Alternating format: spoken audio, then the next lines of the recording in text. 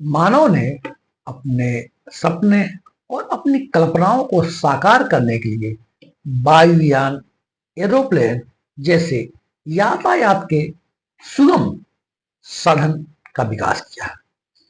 वायुयान यातायात का वर्तमान में बहुत ही सुगम और द्रुतगामी साधन बना हुआ है। यह हमारे विज्ञान, साहस और तकनीक की यात्रा है। लेकिन इसी तकनीक में जब कभी गड़बड़ियां आ जाती हैं तो मानव समाज को कई विफलताएं और विभत्स दृश्य देखने को मिलते हैं। ऐसा ही एक विभत्स दृश्य, एक दुखद घटना दिनांक 12 जून 2025 को अहमदाबाद में हुई।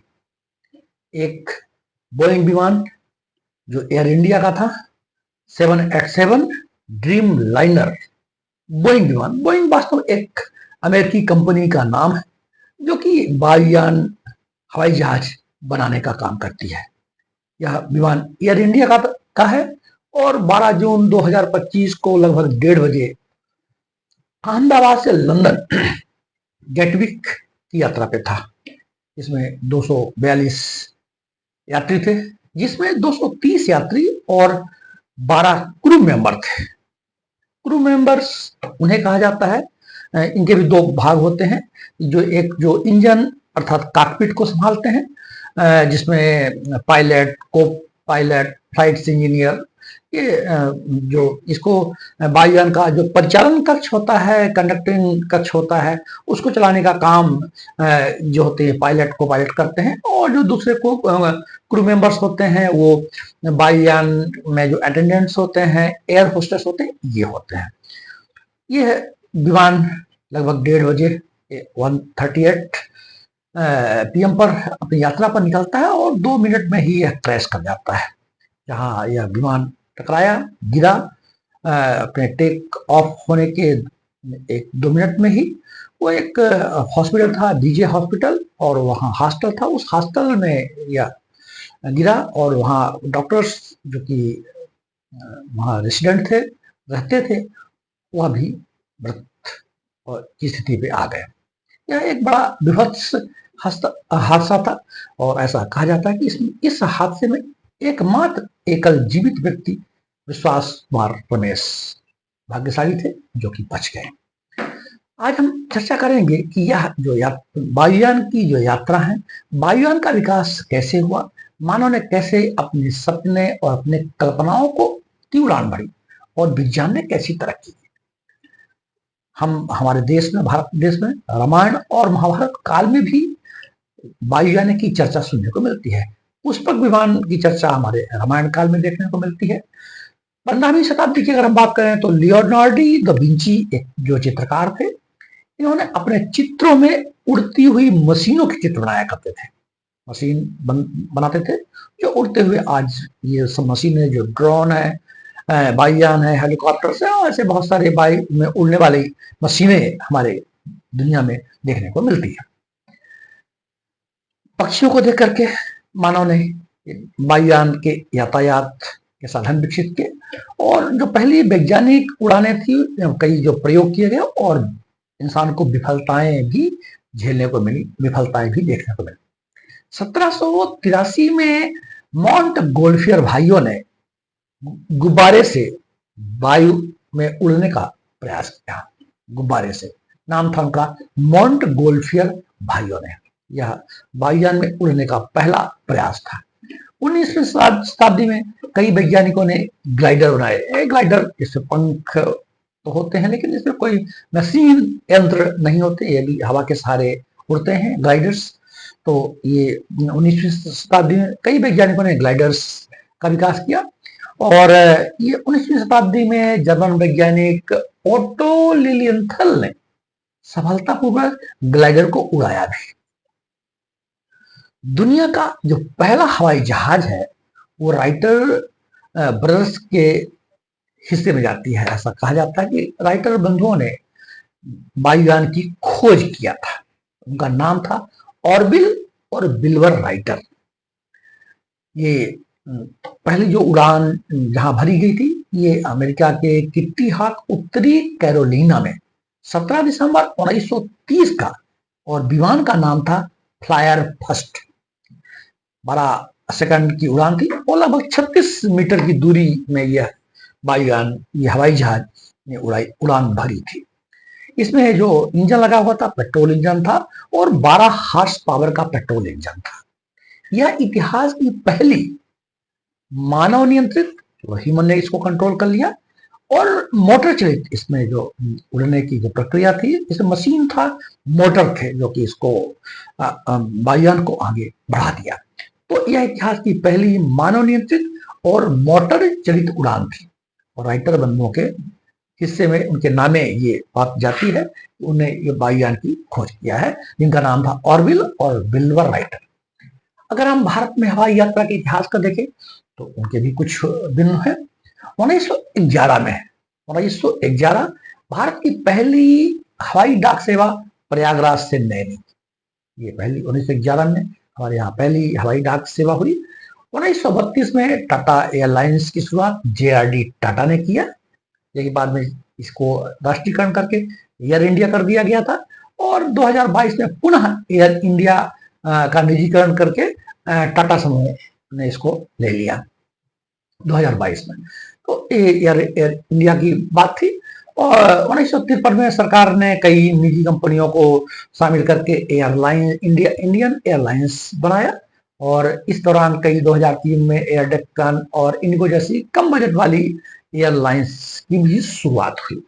तो इस तरह भारत में भी एयरलाइंस की और वायुयान की बहुत सारी व्यवस्थाएं, बहुत सारे वायुयान भारत देश में विकसित, भारत देश में है। ये जो हादसा हुआ 12 जून 2025 को अहमदाबाद में, इसकी जांच पड़ताल जारी है।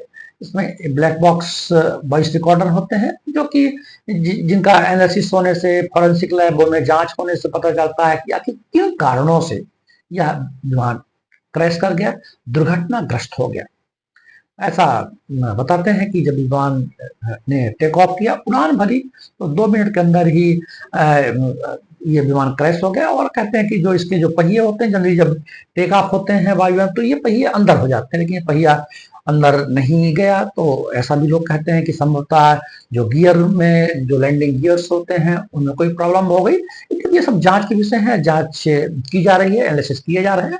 लेकिन जो वायुयान में जो दुर्घटनाएं होती हैं उनके बहुत सारे कारण हैं। उन कारणों की भी हम थोड़ी चर्चा कर लेते हैं। इसमें प्राकृतिक कारण भी है, तकनीकी कारण भी है, मानवीय कारण है, मानवीय त्रुटियां भी हैं। इसी तरह ये बहुत बृहत् हादसा था जिसमें सभी 242 लोग और कुछ सामान्य नागरिक और डॉक्टर्स भी मारे गए। इसी प्रकार का 1985 में कनिष्क विमान दुर्घटना हुआ था जिसमें सभी सवार 329 लोगों की मृत्यु हो गई थी। बहुत विभत्स हादसा कनिष्क विमान था। ये कनाडा मॉन्ट्रियल से दिल्ली आ रहा था। और ऐसा कहते हैं कि ये एक प्रकार की जो आतंकवादी दुर्घटना थी। इसमें जो सिख चरमपंथी थे, बब्बर खालसा के लोग थे, उनका नाम भी इनसे जोड़ा गया कि इसमें बम फिट किया गया था। और ये जब फ्लाइट ने उड़ान भरी तो ये बम फट गया और फट करके विमान बम फटा, विमान टूट गया और सभी यात्री मारे गए और अटलांटिक महासागर में गिर गया था, ऐसा कहते हैं। तो जो संभावित कारण होते हैं वायुयान की दुर्घटनाओं का, उसमें तकनीकी कारण होता है। तकनीकी कारण में सामान्य तौर पे इंजन कई बार फेल हो जाते हैं। जैसे इसमें कहा बताया गया कि जो अहमदाबाद में दुर्घटना हुआ इसमें दोनों इंजन फेल हो गए। 2 इंजन एरोप्लेन जो उन्नत तकनीक वाले एरोप्लेन होते हैं उसमें 2 इंजन होते हैं। तो इंजन फेल होने से जो लैंडिंग गियर होते हैं उसमें भी, और ऑटो पायलट की खराबी से कई बार हो जाता है। जनरली जो ह्यूमन पायलट होते हैं वो वायुयान को टेक ऑफ कराते हैं और लैंडिंग भी कराते हैं। और वायुयान जब एक निश्चित ऊंचाई पर पहुंच जाता है तो ऑटो पायलट जो ऑटोमेशन सिस्टम है वो ऑटोमेटिक होते हैं, वो ऑटो पायलट ने संभाल लेते हैं क्योंकि जो गति, दिशा, ऊंचाई वो ऑटो पायलट भी वायुयान को गतिशील करते हैं। तो ऑटो पायलट में कई बार खराबी आ जाती है। जैसे कि 2010 में मंगलुरु में एयर इंडिया का हादसा हुआ था। ये ब्रेक सिस्टम फेल हो गया था, ब्रेक सिस्टम में खराबी आ गई थी, जिसकी वजह से 2010 में मंगलुरु में ये दुर्घटना हुआ था। मानव त्रुटि की वजह से भी होता है, कई बार पायलट द्वारा गलत निर्णय लिया जाता है कि जैसे जब रनवे में लैंडिंग कराते हैं तो किस स्थान पे कहाँ करना है, किस समय पे करना है। अगर सही समय और सही स्थान पे लैंडिंग नहीं कराई गई तो जब रनवे पे वायुयान चलता है तो कई बार जो रनवे रनवे छोटे पड़ जाते हैं, जाके दीवारों से टकरा जाते हैं, ऐसी भी घटनाएं हुई हैं।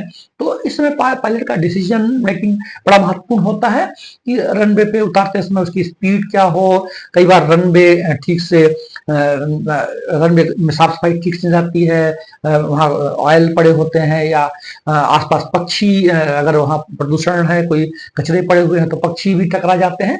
तो ये इस तरह की पायलट द्वारा कई बार गलत निर्णय लिए जाते हैं। और एटीसी की गलती, जो एयर ट्रैफिक कंट्रोल होता है उससे प्रॉपर कम्युनिकेशन नहीं हो पाया, उनकी भी गलती रहती है। विमान के रखरखाव में कई बार लापरवाही हो जाती है और पायलट की थकान, मानसिक दबाव या कई बार नशे की स्थिति भी बनती है। ऐसा कहा जाता है कि 60 से 70%, 60 से 70% जो विमान दुर्घटनाएं होती है मानव त्रुटि या मानव की लापरवाही के कारण होती है। इस अहमदाबाद विमान दुर्घटना में क्या तकनीकी गड़बड़ियां थी, कहाँ लापरवाहियां हुई, ये सब जांच की जा रही। जांच के पश्चात यह निर्णय लिया जाएगा कि आखिर गड़बड़ी किस स्तर पे हुई थी।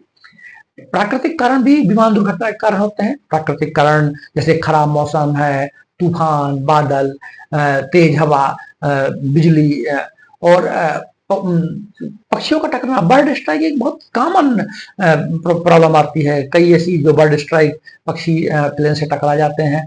और यद्यपि आजकल जो उन्नत तकनीक के विमान हैं उनमें ऐसे सेंसर्स, ऐसे रडार सिस्टम्स, ऐसे वेव सिस्टम्स लगे होते हैं जो पक्षियों को उड़ाने का, पक्षियों को भगाने का, प्लेन से दूर करने के सिस्टम लगे होते हैं। लेकिन कई बार पक्षी टकरा जाते हैं और बड़ी बेहद दुर्घटनाएं हो जाती हैं, प्लेन टूट तक जाते हैं। तो ये बर्ड स्ट्राइक का भी एक बहुत बड़ा कारण रहा करता है। जब नवीन तकनीकों ने बर्ड स्ट्राइक को कम किया है, फिर भी बर्ड स्ट्राइक के मामले होते रहते हैं।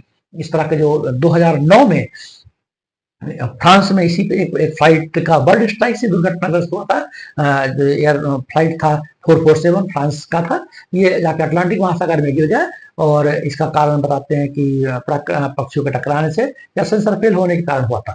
हमने जैसा कि कहा कि आतंकी हमले या तो फोर्स भी जाते हैं, विमान में बम रख देते हैं, कॉकपिट पर हमला कर देते हैं, मिसाइल द्वारा हमला कर देते हैं। जैसे कनिष्क जो विमान दुर्घटना हुई थी 1985 में, ऐसा कहा जाता है कि 1984 में ऑपरेशन ब्लू स्टार के बाद जो शिक्षरपंथी थे उन्हें इस कनिष्क विमान में बम लगाया था, जिससे एक दुर्घटनाग्रस्त हो गया और सभी 329 नागरिक मारे गए, ऐसा पढ़ने को मिलता है। इसमें 6 चरमपंथियों का हाथ होना बताया जाता है। इसी तरह 2014 में हुआ था, यूक्रेन का मामला था, मिसाइल से मार गिराया गया था वायुयान को। और इस तरह कई बार एटीसी संवाद और सिस्टम में विफलता भी आती है। पायलट और एटीसी जो एयर ट्रैफिक कंट्रोल होता है उनके बीच संवाद नहीं होता, संवाद भ्रम हो जाता है। दिए गए संवाद को ठीक से जो कंट्रोल सिस्टम है उसको समझ नहीं पाता। जैसे जब भी कोई आपात परिस्थिति बनती है तो एक शब्द यूज किया जाता है मिड डे, यानी हेल्प की आवश्यकता है, सहायता की आवश्यकता है, तो एक शब्द यूज किया जाता है मिड डे। तो अगर इसको ठीक से नहीं समझा गया, एसी में प्रॉपर कम्युनिकेट नहीं हो पाया तो भी ये समस्या आती है। ट्रैफिक कंट्रोल में राडार सिस्टम फेल हो जाते हैं, ट्रांसपॉन्डर फेल हो जाते हैं, है ना, या गलत सूचना हो जाती है। गलत सूचना से भी विमान दुर्घटनाएं होती है, मिसकम्युनिकेशन हो जाता है, प्रॉपर कम्युनिकेट नहीं हो, कोऑर्डिनेट नहीं हो पाया। जैसे 1996 में चरखी दादरी में 2 विमान आपस में आकाश में टकरा गए थे, उसमें भी कई लोग मारे गए थे। तो इस तरह की दुर्घटनाएं तकनीकी कारण, मानवीय त्रुटियों के कारण, एयर ट्रैफिक कंट्रोल फेल हो जाने से, मौसम की खराबी की वजह से, बर्ड स्ट्राइक की वजह से, इन सब कारणों से वायुयान में दुर्घटनाएं घटित होती हैं। और इस तरह की जब दुर्घटनाएं वायुयान में होती हैं तो बड़ा विभत्स स्थिति बनती है, बड़ी दर्दनाक दुखद स्थिति बनती है। जैसे कि अहमदाबाद में घटना घटी, कोई भी यात्री बच नहीं सका और इतना जो इसमें जो फ्यूल था, ऐसा कहते हैं कि इसमें लगभग 1 लाख से 1.25 लाख लीटर फ्यूल था, जो कि लगभग लगातार 5 घंटे 7 घंटे इवन 14,000 किलोमीटर तक यात्रा करने की स्थिति पे था। वो पूरा फ्यूल था वो इमारत से टकराने के बाद ब्लास्ट हुआ और पूरा जो प्लेन था वो आग का गोला बन गया। तो इसमें जो फ्यूल होता है वो एक अलग बहुत ही हाई फ्लेमेबल होता है, हाई फ्लेमेबल केरोसिन होता है, केरोसिन ही होता है, लेकिन बहुत ही हाई फ्लेमेबल, बहुत ही प्योर केरोसिन इसमें यूज किया जाता है। अन्य जो फ्यूल है वो भी वायुयान में यूज किए जाते हैं। तो इस तरह जो वायुयान की हमारी यात्रा है यद्यपि बड़ी सुगम है, द्रुतगामी है, शीघ्रता से हमें हमारे गंतव्य तक पहुंचाती हैं, लेकिन इन कई त्रुटियों के कारण या ठीक से उनका रखरखाव नहीं हो पाया या अन्य जो भी कारण प्राकृतिक कारण होते हैं, इन सब कारणों से वायुयान को दुर्घटनाग्रस्त होना पड़ता है। ये बड़ी दुखद घटना थी जो अहमदाबाद में हुई और हमारे कई जो नागरिक थे जो ब्रिटेन यहाँ भारत के थे और ब्रिटेन के भी थे, तो उन सब को काल के गाल में समाना पड़ा। बड़ी इस दुखद घटना को हम श्रद्धांजलि अर्पित करते हैं और आशा करते हैं कि जब भी इस तरह की जो विमान यात्राएं हैं, विमान यात्राओं को शुरू होने के पहले, टेक ऑफ होने के पहले, लैंडिंग होने के पहले इनकी जो तकनीकी सुपरवाइजर्स होते हैं, तकनीक का ज्ञान रखने वाले जो काम करने वाले लोग होते हैं, उनका अच्छी तरह से उनका परीक्षण कर लिया जाना चाहिए कि जो हमारा यातायात हमारा वायुयान है वो उड़ने के लिए जो पर्याप्त व्यवस्थाएं हैं वो ठीक ठाक है, कोई तकनीकी कमी तो नहीं है, कोई मौसमी कमी तो नहीं है। इस तरह से करके हम जो यातायात की दुर्घटना, वायुयान की जो दुर्घटनाएं हैं उनको हम कम कर सकते हैं। इस दुखद घटना को में पुनः हम श्रद्धांजलि अर्पित करते हैं। जय हिंद, जय भारत।